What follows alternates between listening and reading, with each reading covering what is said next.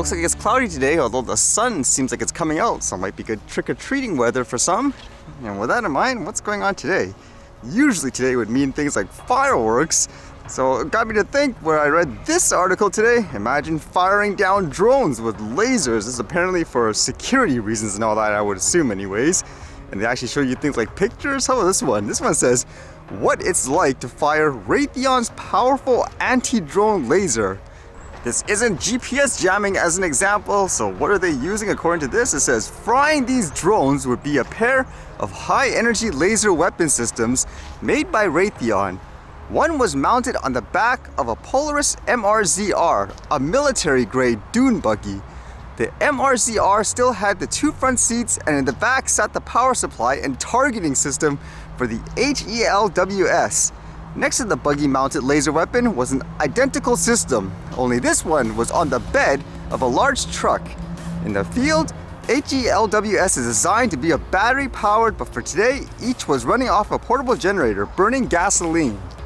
And then apparently the person here, they were asked if he played video games, and I'm assuming that's because using the drones and stuff, I even mentioned before, it does feel like a video game with the controllers and so forth. It says, it's been a decade since I really spent time on a first-person shooter, but there's a muscle memory to video game controllers that persists. That's very true. It says the controls for the laser were set up inside a nearby trailer with plywood walls, but they could fit into a backpack easily. Firing the HELWS laser is done through a program running on a laptop which is fed information by Ethernet or fiber optic cord. In my hand, controlling the turret and the laser was the plug-in Xbox controller. And I was just wondering about that. Literally, are they using an Xbox controller? That's kind of crazy to think about. So they fired it, and as expected, by the looks of it here, the Phantom drone was fried. And interestingly enough, they were commenting here how it's because of hobbyist drones that generated interest for these types of, I guess, utility. It says ultimately, it's hobbyist drones used as cameras that have sustained the Pentagon's interest in the HELWS and weapons like it. Prior to drones, aerial surveillance was expensive, requiring planes or helicopters, and could be neutralized with expensive weapons. Now camera drones, even ones cheap enough to buy at a store, are useful enough that forces fighting on both sides in Ukraine see them as essential. The drones can scout, sometimes even attack, and guide artillery fire. Is that justified, I guess, for things, let's just say, an over-the-top regulation because, hey, people are even using it for military purposes and all that. Either way, it always comes back for whatever reason. If they're using it for military reasons, for example, it's always the hobbyist for some reason, like these stories, that always comes back to it. Ultimately, it's just a tool, and that got me to think too, because in terms of drones and so forth, there was this article here. It says Starlink is the difference. Internet connection gives Ukraine edge in drone war. I remember reading this actually, where Starlink was providing, I guess, free internet for Ukraine. And if this is true too, where that is an essential part of the war, that internet access is a tool. Are you gonna say just in general, oh, because of that, you have to restrict internet for every type of person in the world because it could be used for war purposes and all that. But actually this got me to think too, because I remember reading it actually where apparently they're giving this service for free and it's coming all out of the company's own pocket. And with that, I believe it says here, Elon Musk, he proposed this solution before. It says what? Ukraine, Russia, peace. It says redo elections of annexed regions under UN supervision. Russia leaves if that is the will of the people. Crimea, formerly part of Russia as it has been since 1783. Water supply to Crimea assured. Ukraine remains neutral. So he's trying to get them to, I guess, stop the war.